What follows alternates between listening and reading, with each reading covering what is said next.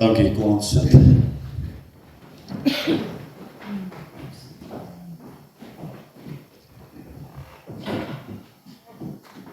As die Here so kragtig opdaag soos vanmôre,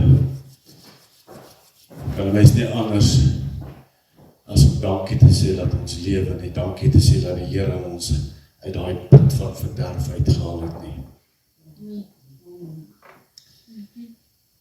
Ek het 'n ander woord voorberei vir vandag.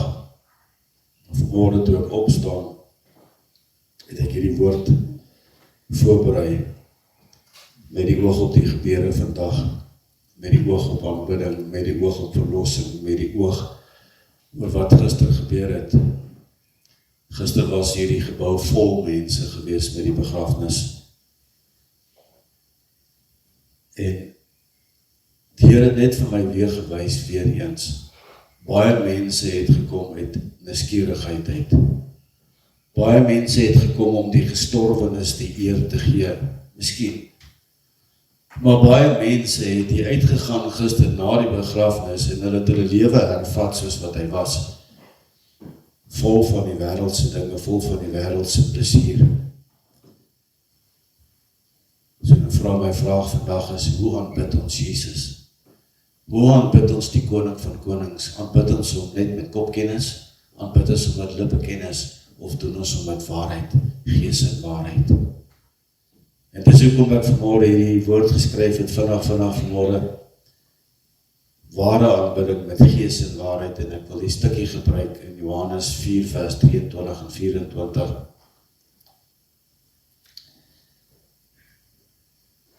Want dit is 'n seën vir ons vandag om in hierdie teenwoordigheid van God te verkeer. Dis 'n seën, dis 'n absolute seën.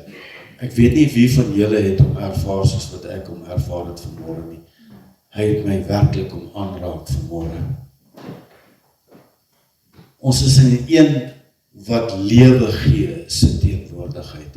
Die een wat die heelal geskep het, sy teenwoordigheid. Ons is aanbidders wat hom soek en nie net sy naam ken nie. Daar's 'n verskil.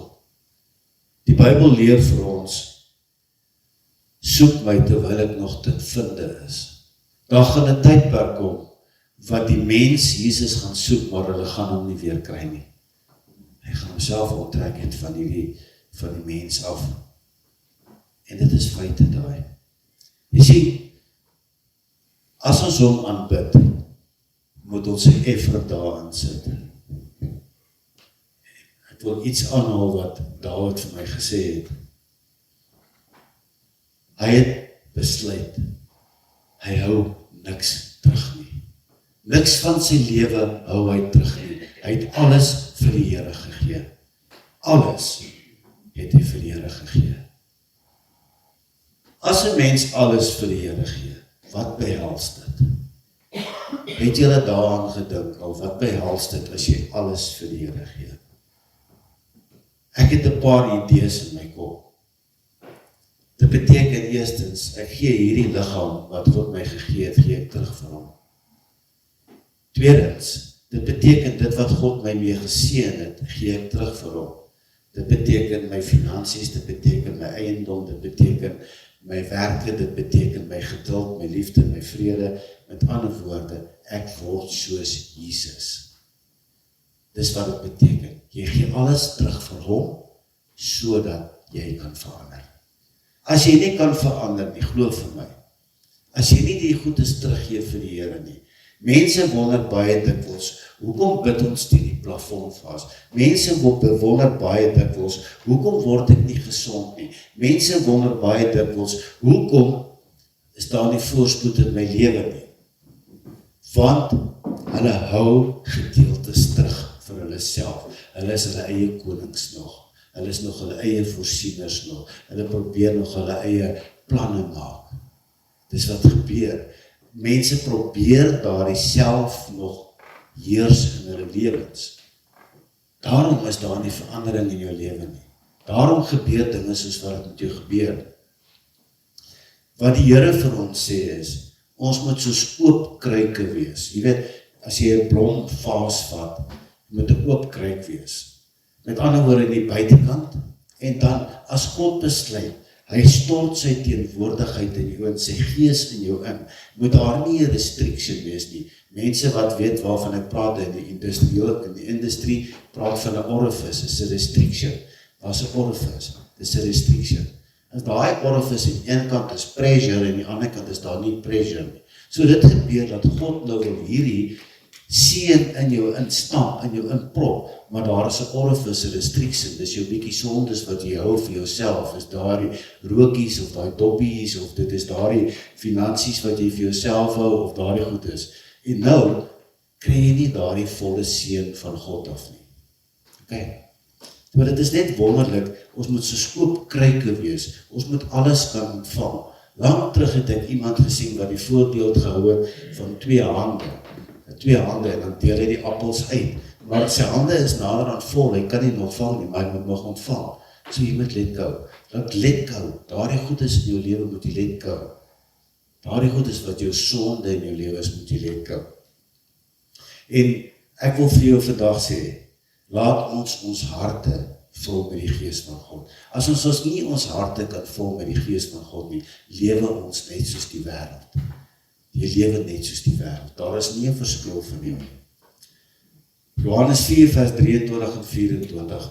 Daar kom 'n uur en dit is nou wanneer die ware aanbidders die Vader in gees en waarheid sal aanbid. Want die Vader soek ook mense wat hom so aanbid. Die Vader soek die mense wat hom in gees en waarheid aanbid. Daai ene wat alles vir hom gee. Hy gee alles vir hom. Hy gee sy siel vir hom, hy gee sy gees vir hom, hy gee sy eiendom vir hom, hy gee sy gesondheid vir hom, hy gee alles vir hom. Hy soek daai ene wat hom in gees en waarheid aanbid. Jy sien, ons moet nie vergeet nie. As ons Vader probeer aanbid, soos baie mense doen, kom Sondag kerk toe, kom sit in die kerk. En dit gebeur, dat hulle hier uitstap, en die eerste stop is miskien nie by die kroeg, verstaan? Wat het jou aanbidding daardie dag vir jou gedoen? Wat het jou aanbidding vir jou gedoen? Jy het niks gedoen nie. Inteendeel, jy het in rebellie gegaan teen God. Want God sê, jy kom aanbid my, so jy moet met oorgawe aanbid. Die oomblik as jy met in rebellie gaan teen God, word jy God se vyand. Dit is witchcraft. Die Bybel vergelyk dit met witchcraft. As ons kyk daarna, na Paul, die eerste koning, hy het in rebellie gegaan teen God, want hy het die afgode gaan aanbid, hy het die gestorwe gode gaan oproep, verstaan? So dit is witchcraft daar. As jy in rebellie is met God, is dit witchcraft, en dit is ook 'n vyandskap van God. Die oomblik as jy 'n vyandskap van God is, beteken dit, jy verwerp Jesus Christus. Die woord sê, die een wat Jesus Christus verwerp, is reeds geoordeel. Vanmôre wil ek vir jou dit sê, Johannes 4 sit Jesus daar by die put van Samaria, 'n plek van dorstigheid. 'n Put water is 'n plek van dorstigheid. Maar hierdie mense kom so toe nie net om water te skep vir die liggaam nie. Hierdie vrou het daai dag so toe gekom met 'n afspraak wat Jesus gemaak het. Sy het gekom omdat sy geestelik dors was. En ons ken die storie wat Jesus vir haar gesê het, waar ons moet aanbid op hierdie berg in Jerusalem en die hele storie. As julle die storie gaan lees in die Bybel, sal julle sien dat Jesus se verhaal wat hy vir haar gegee het, die antwoord wat hy vir haar gegee het haar oortuig dat Jesus werklik die seun van God is, want sy het dit ook genoem daarso. Sy het vir hom gesê, ek sien dat jy werklik 'n profeet is. Toe sê hy vir haar, maar as jy weet wie ek werklik is, sal jy altyd van hierdie water wil hê. So ek wil vandag vir jou sê, om daardie ware aanbidding in te gaan, moet jy werklik Jesus in jou hart ingooi. As jy kan nie Jesus op die kant sit en verwag jy gaan hom aanbid nie, dan is dit net so goed soos wat die baie ander plekke gebeur waar daar motivational speakers is, waar daar lekker bands is, waar daar lekker dit is en lekker dat is, en dit is nie hoe ons God aanbid nie. Ons kan God enige plek aanbid. Ons kan God aanbid daar buitekant onder 'n boom, want die woord sê vir ons waar 2 of meer in sy naam vergader, daar is hy. Of ons kan God aanbid formeel soos wat ons Jesus het, Maar wat God wil hê, ons moet nie doen nie, is daardie tradisies waarin die mense verval het. Tradisies, want hy sê, my volk gaan ten gronde deur 'n gebrek aan kennis en tradisies. En dit is daai tradisies wat die mens weglei van ware aanbidding af. Gaan kyk na enige ander denominasie en ek gaan geen denominasie afkraak vanmôre nie. Gaan kyk net na die denominasies. Die aanbidding wat daar gedoen het, is motories. As jy daar uitstap, dan het jy niks gekry nie, jy het niks ervaar nie, jy het nie die Here ontmoet nie, jy het gesit en luister, en jou gedagtes was daar by die werk gewees, jy het gewag vir die breakdown wat moet kom, of jy bla bla bla bla bla. Dis motoriese aanbidding gewees, jy het niks gedoen nie. Maar as jy God soek, dan gaan jy met die idee, met die verwagting, om God te ontmoet daar waar jy gaan aanbid. Dis wanneer jy die ware aanbidding doen. Jy moet daai verwagting hê om God te soek, om God te ontmoet, om God te ontvang. As jy hiernatoe vanmôre gekom het met die idee om te kom sit en luister en dan net weer terug te gaan in jou lewe aan, is jy besig om jouself 'n rad voor die oë te draai. Ja, as jy hiernatoe gekom het vanmôre met die idee om te verander, dan is God gereed om jou te verander. Hy is gereed om jou te verander. Jesus sê antwoord verander alles. Hy sê aanbidding is nie meer oor die plek nie, maar oor die hart. En dit is wat ek vir julle probeer sê in baie woorde. Die hart moet verander. Dit is ware aanbidding. Maar die realiteit, die uur het gekom, met ander woorde, ware aanbidding is nie gebonde aan seremonie of tradisies nie. Dit begin binne waar die Gees van God leef. Geliefdes, daar is 'n groot verskil tussen om met jou mond te bely en om jou hart oor te gee na die Here toe. Daar is 'n groot verskil. Baie mense praat van Jesus. Baie mense praat van Jesus. Maar min mense leef Jesus. Hoe leef 'n mens Jesus? En ek sal daarop bly hamer, want dit is 'n ware eienskappe van Jesus. Galasiërs 5 vers 22 is jou idee van 'n ware lewe van Jesus. Galasiërs 5 vers 22, die vrug van die Gees. As jy die vrug van die Gees leef, word jy meer soos Jesus en minder jouself, soos wat Johannes gesê het. Hy moet meer word en ek moet minder word. Jy weet, baie mense praat van Jesus, maar min leef hom. Hulle ken die liedere, is lekker om gospelliedere te luister. Ek moet sê, dis baie lekker om te luister. Maar jy moet ook ervaar dat as jy dit luister, moet daar die werke wees, soos wat in die Jakobus 2 geskryf is. Geloof sonder die werke. Daai werke is bekeringswerke. Dit is nie, soos wat ek gesê het al, dit is nie koeksusters gaan bak daar by die bazaar nie, of 'n koek gaan koop of dit nie. Dit is die bekeringswerke, om weg te draai van jou sondige weë af. Dis die werke. Ek weet, baie mense kan ook veel Bybelverse lees uit die kop uit opsê. En ek dink een wat almal kan opsê is Johannes 3 vers 16. Ek glo nie daar is een mens wat nie 'n Bybelvers kan opsê uit sy kop uit nie. En almal gaan vir jou sê Johannes 3 vers 16. Dis die eerste vraag, eerste antwoord wat hulle gaan gee. Want so lief het God die wêreld gehad, dat hy sy seun gegee het, sy enige gebore seun gegee het. Yes, God het die wêreld lief gehad. Maar die verandering wat moet kom, as jy hom aanneem, dit bepaal of jy in gees en waarheid aanbid. Jesus sê in Matteus 15 vers 8, hierdie volk nader my met hulle mond en eer my met hulle lippe, maar hulle hart is ver van my. En jy weet, ons lewe in 'n tydperk waar die alledaagse nog meer aanlokliker is as wat dit in die tyd was van die Bybel. Die alledaagse is nog meer aanlokliker. So, ons het meer daardie kompromie aangegaan met die alledaagse as wat die mense van daardie tyd gehad het. Die mense het daai kompromie aangegaan. Dit is TV's, dit is selfone, dit is Facebooks en dit is al daardie gemors. Right. Maar daar is nie tyd vir die familie van Jesus Christus om te vergader nie. Daar is nie tyd nie. 90% van die mense wat hier so sit,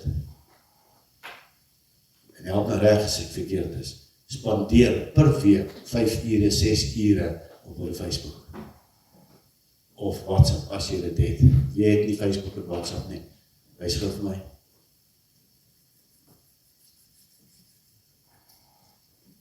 Elke ou kry 'n report op die einde van jou selfoon wat sê, you have spent so many hours, 5 hours op jou foon. Gaan kyk 'n bietjie daar, sê jy sal verbaas wees hoeveel tyd spandeer jy op jou foon. As jy daardie 7 ure of 8 ure wat jy spandeer op jou foon, in die woord van die Here spandeer, en ander woorde, jy koop die tyd uit saam met hom, jy koop die tyd uit om hierdie woord te bestudeer, om nader na hom te kom, dink jy, hoe gaan jy verander? Jy begin nader na Jesus te kom, jy begin nader verander, nader om soos God te wees. Jy sê, ware aanbidding is nie wat jy sê nie, maar wat jy is in die teenwoordigheid van God. Dis ware aanbidding. Om God te aanbid met gees en waarheid beteken dat jou binnekant en jou buitekant ooreenstem. Ek het gister gepraat van die maskers wat mense opsit. Hulle het hierdie mooi maskers wat hulle dra. Jesus, al daardie mooi goedjies. Maar gaan kyk jy na hulle harte, dan is dit swart. Dan is hulle, my vriend se woorde wat ek nou gaan gebruik, recruiters vir die hel. Want hulle ken nie vir Jesus nie. Hulle ken nie vir Jesus nie. Jou binnekant moet jou buitekant weerspieël. Dit moet dit uitspieël. Want jou buitekant is daai refleksie van Jesus Christus. As jy hom aangeneem het, gaan mense Jesus in jou raak sien.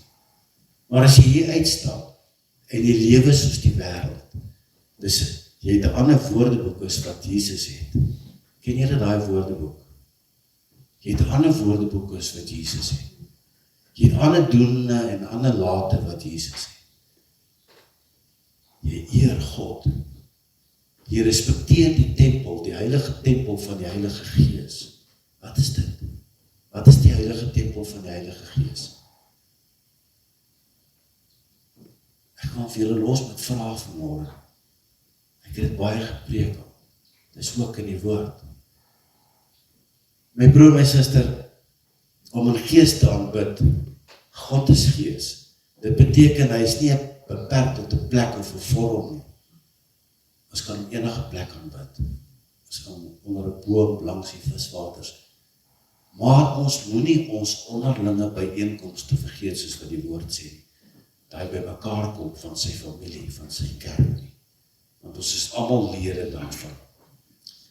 Jy weet, baie keer hoor jy, ekskuus, ons kan nie vandag kom nie, want dit het voorgeval. Of ons kan nie vandag kom nie, want dit het voorgeval.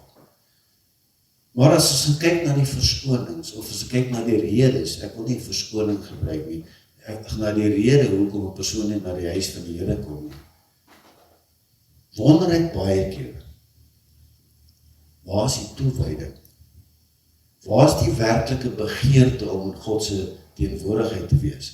Waar is die werklike begeerte om genees en te verander te word? Ons weet wanneer mense baie siek is, ons het vir Rini gehad na onlangs wat baie siek was. Ons het vir David gehad wat baie siek was. Pastoor David het vanmôre vir my verskoning gevra, want hy is siek, sy suiker het opgegaan. So ons weet daar is mense wat baie siek is, maar is maklik om te sê, my kop is vandag seer, of dit is 'n bietjie koud, of ek het 'n snotneusie of iets en ek bly weg van die kerk af. Dan aanbid ons nie God nie. Ons aanbid die verskonings. Dis wat ons aanbid die verskonings. Want die verskonings kry ons eerste plek. Weet ek het 'n klaar verskoning gemaak by die pastoor, ek gaan nie vandag kerk toe kom nie, so nou kan ek maar in my kar gaan klim en ek kan gaan vis vir my, weet mos nou ek is siek. Ek gaan nie vandag kerk toe kom nie, ek kan mos nou maar mall toe gaan, of gou Easter en mall toe gaan nou by die vloeimark gaan rondloop, want ek is mos nou siek, jy weet. Of ek kan nou gou en ek pik nie op iemand nie, gou op my bike spring en nie af ry al so toe, want ek is nou 'n bietjie honger, verstaan, ek wil net 'n bietjie gaan uitbreek. Ons aanbid nie God nie. Ons aanbid onsself. Ons het ons eie God geword as ons dit doen. Om hom in gees te aanbid beteken dit dat ons aanbidding deur die Heilige Gees moet gelei word. Jy kan nie aan God aanbid as jy dit uit jouself uit wil doen. Jy moet Jesus in jou lewe kry. As Jesus in jou lewe ingekom het, beteken dit, die woord sê vir ons, as jy nie weet wat om te bid nie, gaan die Gees vir jou intree met versigtinge. Die Gees tree vir jou in by God. Die Gees bid vir jou by God. So jy moet Jesus in jou lewe kry, sodat die Gees vir jou kan intree by God. Dis waarheid en Gees aanbidding. Ons moet nie net sê, aanbidding is blote emosie nie. Weet, baie keer, en ek dink net aan live shows waar mense bands het, baie mense kom staan daar so by die bands en hulle sê, joh, vandag het ek een coolings gekry van die bands en musiek was awesome geweest. Dit gebeur. Maar gaan kyk jy na daai mense se leefwyse, is daar niks verskil van hulle in die wêreld nie. Hulle lewe soos Galasiërs 5 vers 19, hoerery, dronkenskap, braasery en dergelike dinge, dis hoe hulle lewe. Maar hulle staan in die kerk en sê, joh, ek het vandag 'n ervaring gehad van die Here.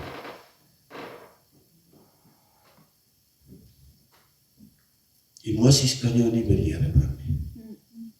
Die enigste emosie wat jou by die Here bring, is daar die begeerte in jou hart, om hom in jou hart te hê. Dit kan jou by die Here bring. Dit vra dat jou gees in harmonie kom met God. As God met jou praat, dan luister jy. As God vir jou sê, nie vandag so nie, jy moet so maak, dan luister jy. Ons weet van hoe Dawid, as hy met God gepraat het, dan het God vir hom gesê, nie linksom die bome nie, maar vandag moet jy regsom die bome gaan. Maar jy moet nie aanval nie, totdat jy my voetstappe in die toppe van die bome gehoor het nie. So, Dawid se gees was in harmonie met God. Wie was nog so ene, wat sy gees in harmonie met God was? Ek daag daar by die slagveld op, ek het 35.000 mense wat saam met my gaan veg, en God sê, papi, nee, jy kan net 300 vat, net 300 vat, want as jy 35.000 mense vat, gaan jy 'n groot kop kry, en jy sê, wat gaan jy wees wat die oorlog gewen het? Ken jy daai oukie? Ken jy hom? Sy naam is Gideon gewees. Hy sê, nee papi, sy gees was in harmonie met God gewees. Jy sê, om in waarheid te aanbid beteken om God te aanbid vir wie hy werklik is, nie vir wie ons hom graag wil hê nie, vir wie hy werklik is. Want baie keer wil ons sê, hy moet die liefdevolle God wees wat almal gaan seën en bless, almal prosperity gee. Ons het 'n prosperity God geskep. Ons het 'n genesende God geskep. Ons het 'n helpende God geskep.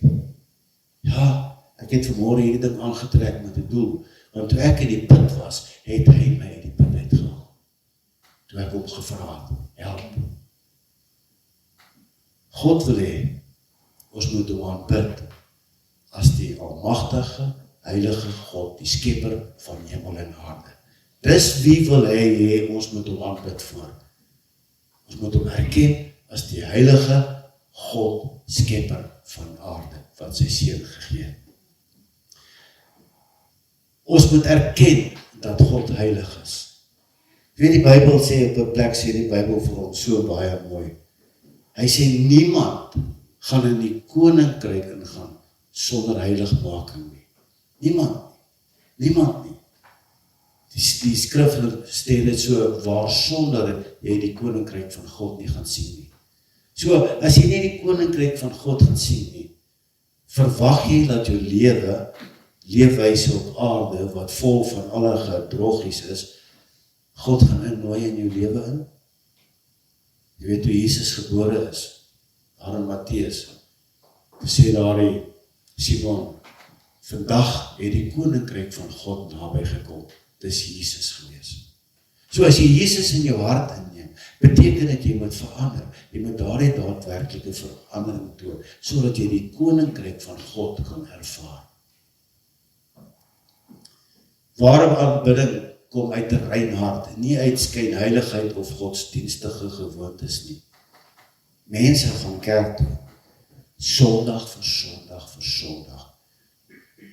Dis 'n tradisie. Hulle leefwyse het nooit verander nie. Van daai mense gaan die woorde hoor, die mees gevreesde woorde hoor wat ooit gespreek gaan word in die tydperk van die heelal van die aarde. Is gaan weg. Ek het jou nie geken nie. Want hulle het nooit hulle harte vir die Here gegee nie. Hulle is tradisies gewees. Hulle het besluit, hulle gaan die dinge doen om die mens te behaag. Ons het gesien wat het nou onlangs gebeur met 'n kerk wat hulle ou aangevat het omdat hy nie meer kerk toe kom nie. Het hom aangevat omdat hy nie meer kerk toe kom nie. Ek kan jou nie aanvat nie. Kerk toe kom beteken jy wil kerk toe kom. Jy het 'n behoefte daarom om kerk toe te kom. Maar as jy nie kerk toe kom nie, weet dit, jy verwerp God. Jy verwerp God se instelling, nie my instelling nie. Jy kom vermaak my nie, jy kom please my nie, as jy kerk toe kom nie. Ek wil vandag vir jou een ding sê. Dawid moes leer dat ware aanbidding gehoorsaamheid vereis. Jy weet daar met 2 Samuel 6, met die ark van God, nadat die Filistyne hom teruggestuur het, sit hy hom op 'n wa en die karring hy met hom Jerusalem toe. En Hosea struikel en hy gryp aan die wa en daar straf vir hom en hy maak vir hom dood. God maak hom dood. Dawid moes hierso kyk. Hy was 'n man na God se hart. Maar Dawid het hierso uit sy eie uit opgetree. Hy het nie van God gevra soos wat hy altyd gemaak het nie. Here, moet ek jou heilige ark na Jerusalem toe vat nie? Hy het gesê, die ark behoort in Jerusalem. Dis van hom vanselfsprekend gewees. Die ark hoort in Jerusalem. Soos wat ons mense tradisies het. Ons moet Sondag kerk toe kom, nie 'n wil nie.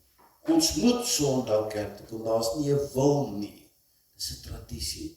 Die ark hoort in Jerusalem. En hier gaan Dawid met sy manskappe en hulle gaan nou hierdie ark wegvat. Maar wat doen Dawid verkeerd? Wat doen Dawid verkeerd? Die ark is op 'n wa. God se instruksies was, die Lewiete moet hom dra op 'n draaggoud. Gehoorsaamheid aan God beteken, jy skakel in by God, in gees en in waarheid.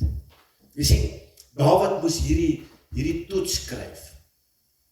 Hy het daai ark laat wegdraai daarna, na Obed toe, en hy het hom daar laat bly, en hy het vir hom gesê, hou hom daar, en God seën hulle, en hy sê, nee, okay, nou is dit tyd om met die ark te bring, en hy doen die regte ding, die Lewiete dra hy ark, hy doen die regte ding, en hy aanbid God vir wat God gedoen het. Hy verwyt nie God omdat hy een van sy manne doodgemaak het, soos wat ons mens vandag doen nie, as iemand sterwe nie, of as iemand seer kry nie, of as 'n kind sneuwel nie. Hy verwyt nie God nie. Hy eer God daarvoor. 'n ander voorbeeld is toe sy seun gebore was, toe die kind gebore is wat hy in oorspel by Batseba gehad het. Hy het nie God verwyt nie. Hy het opgestaan en hy het fees gevier. Want God het die regte besluite geneem. Ons verstaan nie dinge nie.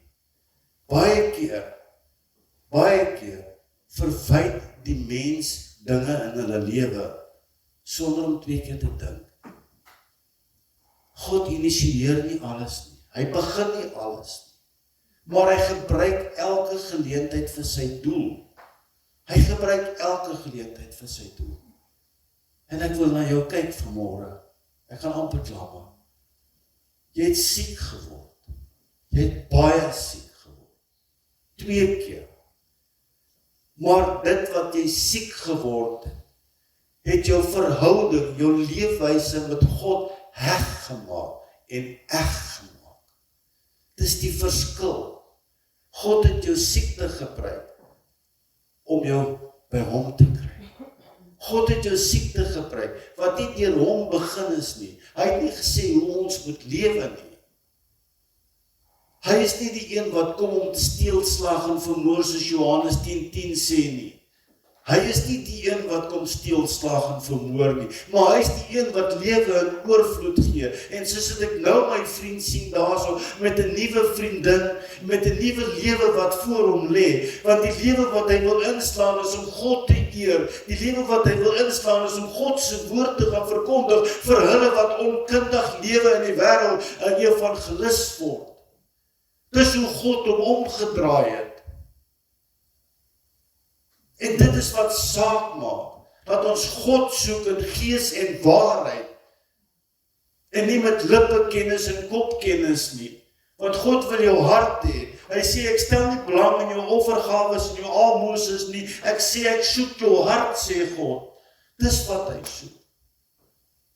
En ek doen 'n beroep op julle vanmôre wat hier so sit, om ernstig te raak met God, terwyl julle nog kan, want die tyd raak min, wat julle hom nie meer gaan kry nie. Daai tyd is min. Kom ons sluit af. Dierbare Hemelse Vader, Here, ek loof U vir hierdie woord vanoggend. Ek loof U dat U, Here, my God oorgeneem het. Ek loof U dat U, Here, U doel bereik het vanmôre. Vader, hier is 'n groot getuienis vanmôre. Hier sit baie getuienisse vanmôre. Maar Vader, Here, hier is 'n groot getuienis vanmôre wat, Here, U ontmoet het. Wat U, Here, wil eer, loof, prys en gehoorsaam wees aan U. En ek gaan hom vanmôre die kans gee, my Vader, om daardie getuienis te bring, sodat daardie getuienis kan ingaan in die wêreld en inspirasie wees vir ander mense om U te soek, dat sodat daardie getuienis, Here, daardie groot getuienis wat hy is vir U, Here, mense kan laat help verander. Dankie vandag vir hierdie geleentheid dat ons net in U teenwoordigheid kan sit, Vader, Here, U is die groot ek is. Here, en ons is net 'n mens, maar Here, U het U seun gegee sodat ons, Here, gered kan word, sodat ons versoen kan word, Here, sodat daardie eiendom wat aan U behoort kan terugkom by U en nie aan die Satan nie. Die Satan is die een wat kom steel, slag en vermoor. Die Satan is die vader van die leuns, Here, wat gekom het om die mens weg te rokkel van U af, omdat die Satan kwaad is vir U. Daarom, Here, vra ek vanmôre dat hierdie woord, Here, uitgaan, Here, as daardie gees het waarheid aanbidding, sodat elkeen wat die woord hoor, sal besef, Jesus is die weg, die waarheid en die lewe, daar is geen ander weg nie, in Jesus naam, amen. Ek wil vanmôre vir julle sê, dit wat gebeur in die wêreld, met die Christendom, waar, ons kyk hoe die Christen uitgeroei word in Nigerië, ons kyk hoe die Christene vernietig word reg oor die wêreld en in Suid-Afrika self is die tendens daarso waar die GER of GEC gesê het, die churches is a threat to state security. Die Bybel word waar, reg voor ons oë. Die Bybel word waar, reg voor ons oë. Want die tyd van afval gaan kom, en as die kerk weg is, kom ons koning Jesus terug, om hierdie aarde te verlos. Ek doen 'n beroep op jou, om jou hart vir die Here te gee. Amen. David, jy kan hier voorkom staan en vir my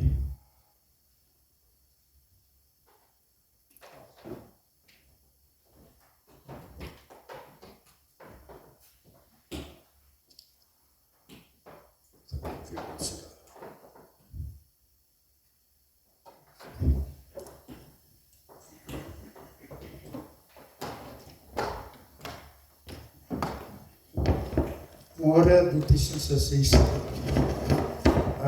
Is my regtig 'n groot voorreg om vanoggend getuienis om lewe. Miskien kan dit iemand inspireer om sy lewe met die Here reg te maak.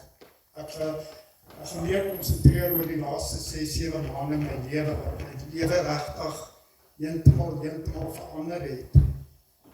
Want ek het my hart vir die Here gegee toe ek 13 was. En ek het net weer besef, al die kere wat die Here my kanse gegee het, wat hy my nie kom haal het nie. Wat ek besef het, nou toe ek teruggedink het, hoeveel keer moes ek dood gewees, soos ek gesê het, en die Here het elke keer my nog 'n kans gegee. Hoeveel kanse wil ons hê? Hy mense kry nie daai kans nie. Ons kan nou nie uitgaan en iets gebeur. En ek was seker so 30, maar my hele lewe het dit voorgekom, ek gebruik die Here as 'n sokkerbal. En die Here nodig het, dan trek jy hom nader. As jy hom klaar gebruik het, wat doen jy met jou lewe? Dan gaan jy weer aan, as jy net 'n Sondag mens, of Saterdag gaan kan jy by 'n braaivleisvuur gaan staan, en jy kan vloek en saam met die mense grappe maak. Is dit nie persoon wat die Here wil hê ons moet wees? Nee. En wat gebeur het so 6 maande terug, die 12de Mei, het ek tyding weer gekry, eintlik in April, dat ek die kanker terug was in my been.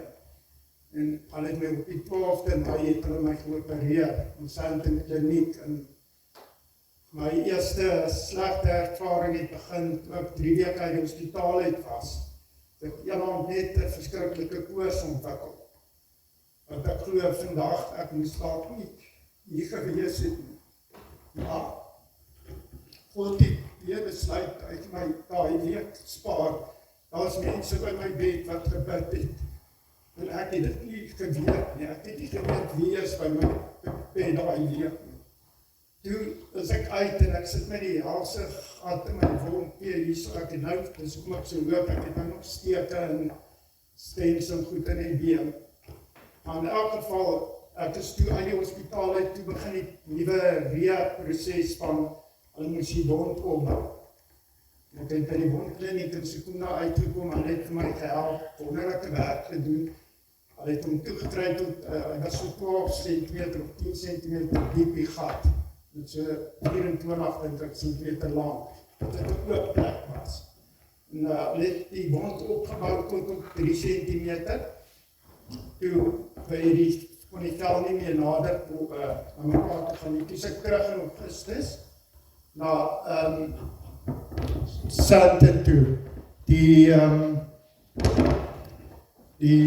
persoon wat toe die operasie gedoen het, Dr. De Tooy, hy het my toe die wond toegekry oor 2 weke, maar ek moes hierdie pomp nog dra as gevolg van die volg wat die wond uitgee. En ek het toe deur het gegaan, maar met die wondkliniekse behandeling toe kry ek nou weer 'n tipe bakteriese virus wat hulle optel. En hulle het my toe in Junie het hulle vir my net eenvoudig gesê, toe ek daar kom, ek moet terug gaan theater toe en ek moet in die hospitaal bly, as gevolg van die bakteriële infeksie wat ek het, en hulle kan dit net in die hospitaal regmaak. So gevolglik was ek in die hospitaal wat daad God begin intree in my lewe. Dit begin werk met my. En gevolglik, ek was baie moedeloos gewees party daar, en ek het nie met die Here beklei nie, ek was gefrustreerd. En God het begin werk, soos ek gesê het, en een aand, 3 uur in die oggend, word ek wakker. En dit is die eerste keer dat soiets met my gebeur.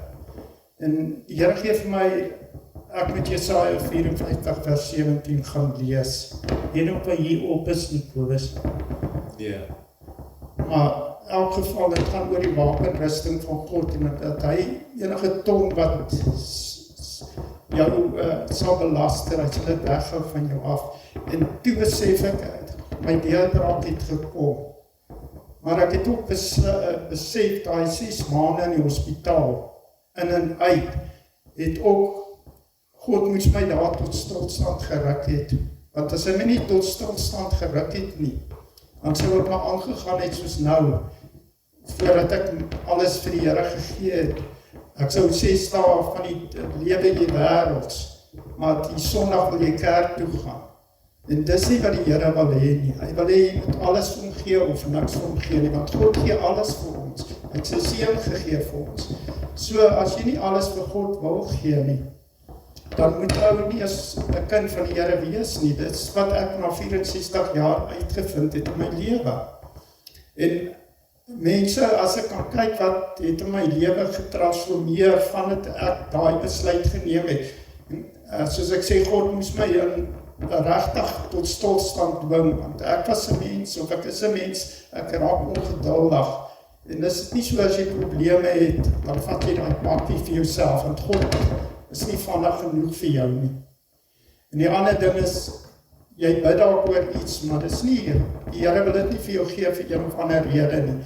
Maar God het my tot stilstand gebring, en vandat ek besluit het, en vir God gesê het, God, maar alles moet vir jou gegee word. Jy moet die middelpunt wees. Het my lewe so verander in die sin van, God het vir my 'n vriendin in my lewe gestuur, pragtige kind van God, wat my regtig dra. En ek is so bevoorreg, want ek weet, God het daar vir my gestuur op die tyd, wat ou dit nie verwag nie, want jy op jou laagste is.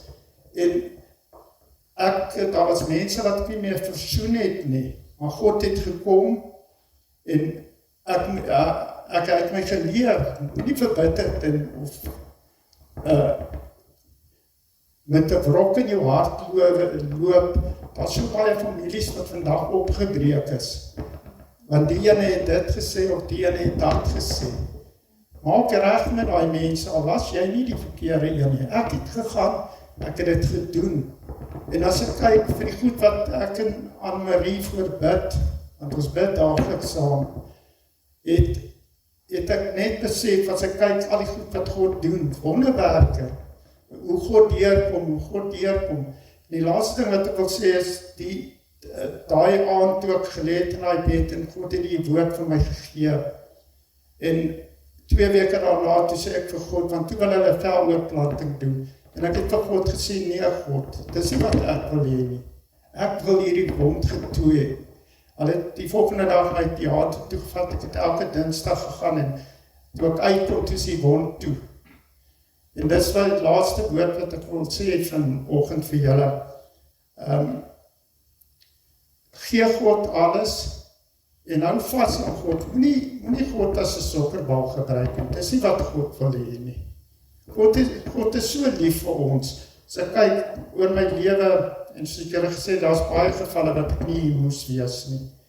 Maar ek het tot die besef gekom, is nou hierso, en God doen wonderwerke. En dit kan ek by julle los, kyk verby jou situasie, né? En dan kyk jy, waar bring God jou uit? Want God sal antwoord. Hy ken jou hart, voordat jy gebid het. Dankie.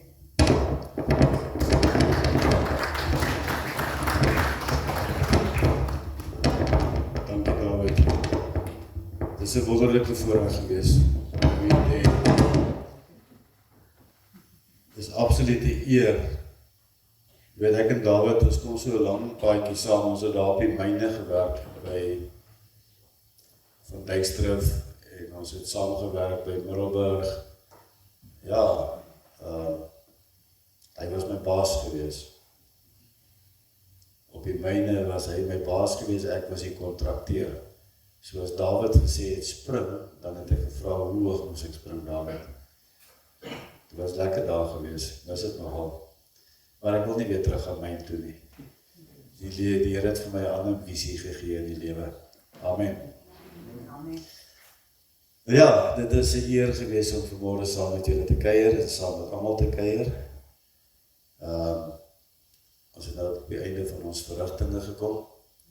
Ons gaan nou by hierdie geleentheid op julle wag vir julle offergawes en tiendes. Die kussie is daar op my regterkant, julle linkerkant. Gees is wat die Here julle lei. As jy kan gee, die Here het 'n vrygewige lief. Hy moenie onder dwang gee nie. Amen. Daarna, daar agter, ek weet nie of daar nog koppies is nie. Daar agter is koppies en koffie, en dit. Ons kan nog uithaal. Sê Magdalene, dankie Paul. En dan ja, ons is bly dat daar werklik mense is wat die Here soek om in gees en waarheid te aanbid. En die Here is besig om te werk hier by die dag. Elke week is daar nuwe verwikkelinge, nuwe verwikkelinge. Ek het, soos jy daar agter, groot getuienis. Sy was omtrent nou so 3 weke na, soos hy 3 weke, 2, met 'n ligte beroerte in die hospitaal gewees. Kant van die gesiggie was verlam gewees, spraak was aangetast gewees. En ons het vir haar gebid en God het haar wonderbaarlik herstel dat daar geen skade is op haar nie. Geen skade liggaamlik nie, geen skade niks nie. Dan het ons vir Rini en Kobus, Rini was baie siek gewees. Rini en Kobus het ook 'n ander groot getuienis waar ook in 'n motorongeluk was met 'n Audi TT, wat hulle in een van die uitgrawings in die paaie ingery het en gat oor kop geslaan het met die Audi TT. Hy is ook op YouTube, julle kan hom gaan kyk daarso. En hierdie 2 mense het sit hierso en hulle getuig van hulle lewe saam met God. Nog 'n ander groot getuienis in hulle lewe is, hulle het vir God gevra, ek soek so 'n man en ek soek so 'n vrou, en God het gesê, wel hier is julle man en vrou. Amen. Nou sê, kom ons geniet dit.